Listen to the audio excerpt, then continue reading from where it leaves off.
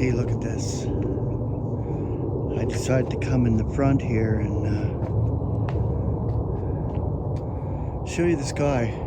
It's just beautiful. When the sun comes up there on that side of it, it's fire in the sky. It's so awesome. But I'm going to do this word right out here in the front.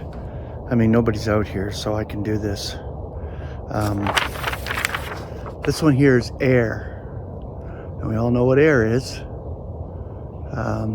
There's your Greek. And we got a few scriptures here. The concordant scripture, 1 Corinthians 9:26. Now then, thus am I racing, not as dubious. Thus am I boxing, not as punching the air.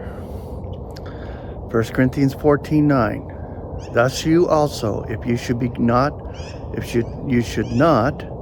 be giving an intelligible expression through the language, how will it be known what is being spoken?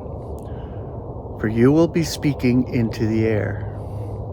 Ephesians 2:2. And once you walked in accord with the eon of this world, in accord with the chief of the jurisdiction of the air, the spirit now operating in the sons of stubbornness.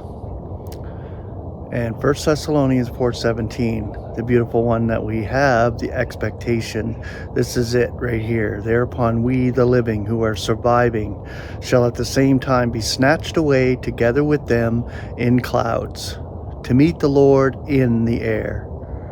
And thus shall we always be together with the Lord.